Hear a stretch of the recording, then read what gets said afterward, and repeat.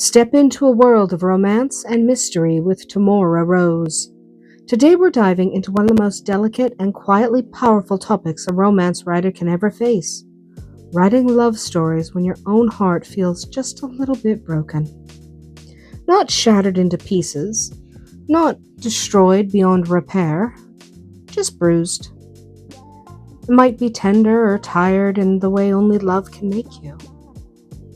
Heartbreak has a strange way of turning you inward, sharpening your emotional senses, and making you notice shadows, textures, memories, and longings you'd usually hurry past.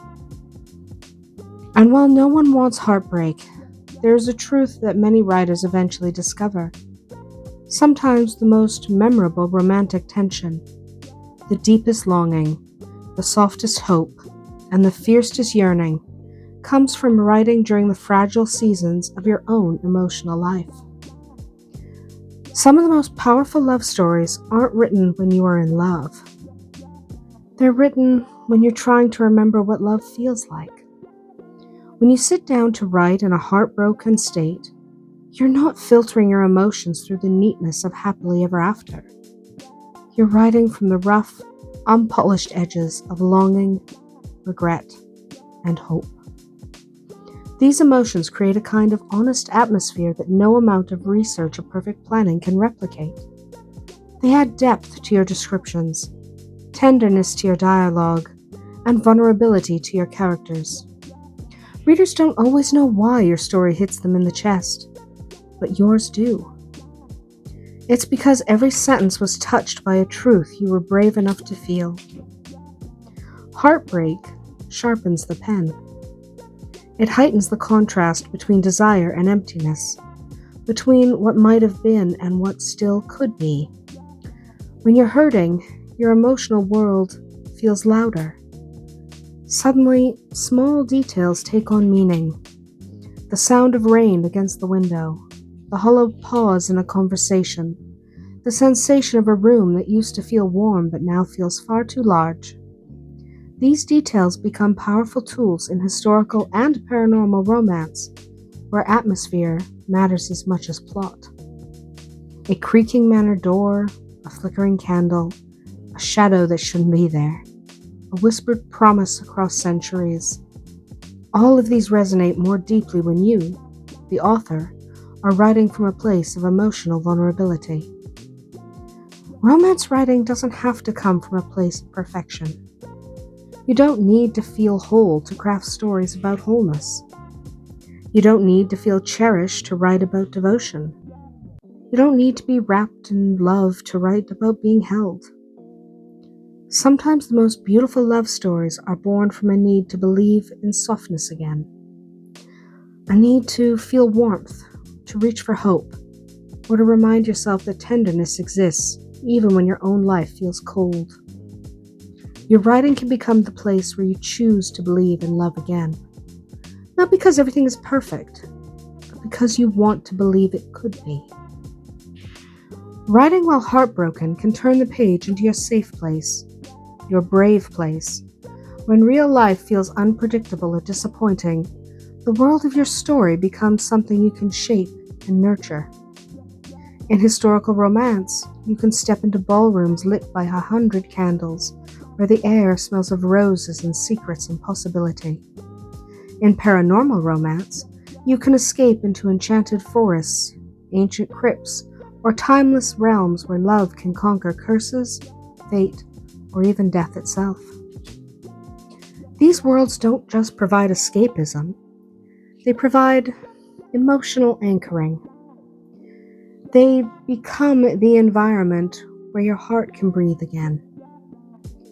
When your heart is hurting, your characters often gain layers you didn't know they needed. A heroine who once felt vaguely confident now has a quiet tremor beneath her strength. A hero who once felt mysterious now reveals a vulnerability he guards with everything he has. Their pain becomes relatable. Their longing becomes palpable. Their softness becomes precious.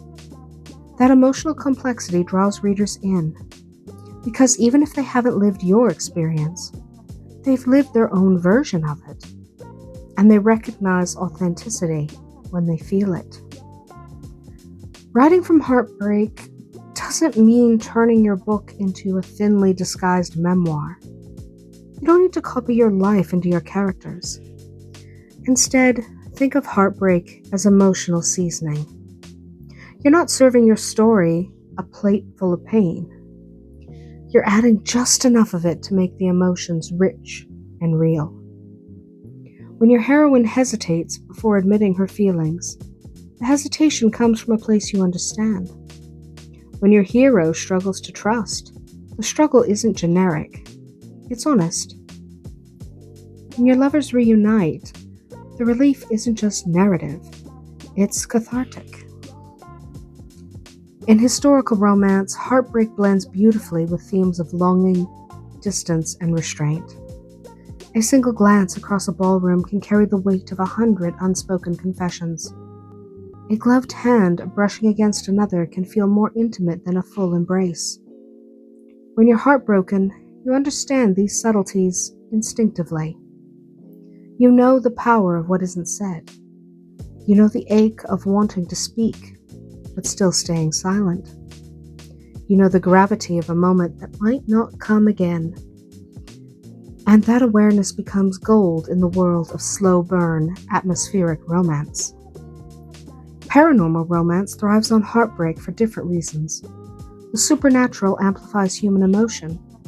Immortality makes love feel precious. Curses make connection feel dangerous. Time travel makes devotion feel impossible. When you're writing from a heartbroken place, you understand the emotional stakes behind the fantastical elements. You understand what it means to yearn across distance, whether that distance is miles, time, or metaphysical limitations. Your pain becomes the shadow beneath the magic, grounding the supernatural in human truth. One of the hardest parts about writing romance while heartbroken is confronting the idea of the happy ending. It might feel unrealistic or even painful. You might question whether love wins, whether devotion lasts, whether people really change. Writing a happy ending can feel like lying. But here's the truth. A happy ending is not a declaration that life is perfect. It's a declaration that love is worth fighting for. It's you choosing to write toward hope, even when you don't feel hopeful. It's you saying, I know what pain feels like, but I still believe in the possibility of something beautiful. Sometimes the happy ending is not where you're writing from. It's where you're writing toward. You begin with characters who are hurting, distant, or guarded. You build emotional bridges, slowly, intentionally, and tenderly. You let them misunderstand each other and hesitate, confess, break, mend, and rebuild. And by the time they finally find their way into each other's arms, you haven't just written their healing, you've charted a path that mirrors the healing you hope for yourself. Readers feel the difference when a writer has lived through tender emotions. They might not know your story, but they can sense when the emotions are lived in. A confession written from heartbreak reads differently. A reunion written from longing hits differently.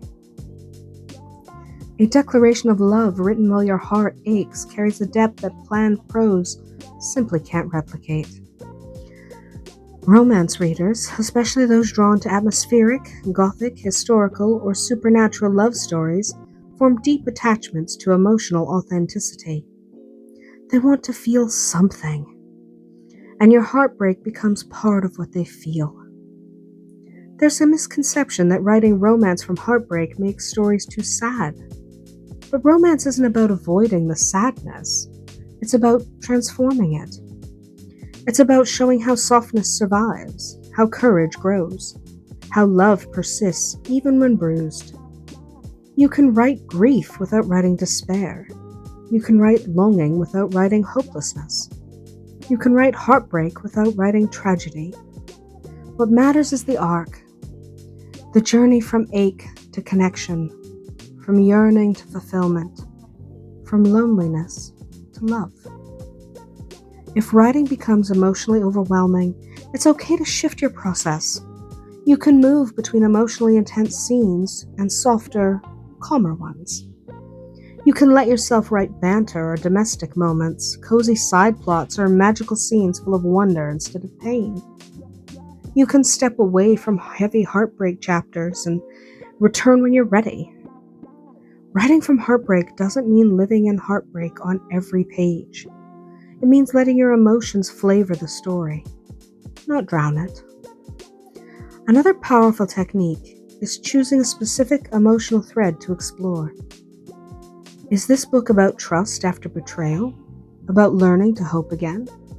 About love across impossible boundaries? About forgiving oneself? When you choose one thread, your heartbreak becomes purpose rather than noise. It becomes an intentional part of the story's architecture rather than a flood of feeling that overwhelms the narrative. And here's perhaps the most beautiful truth of all. Writing romance while heartbroken does not make you weak. It makes you courageous. It means you are willing to look at love, its beauty, its flaws, its risks, its rewards, even when you're hurting. It means you refuse to surrender your belief in tenderness. It means you are willing to hold space for hope, even when life hasn't shown you much of it lately. And that level of emotional bravery is exactly what creates unforgettable romance. That's it for today. If you've ever written through heartbreak or tried to write love while longing for it, I would love to hear how that experience shaped your stories. Until we meet again, may your days be filled with passion and just a touch of magic.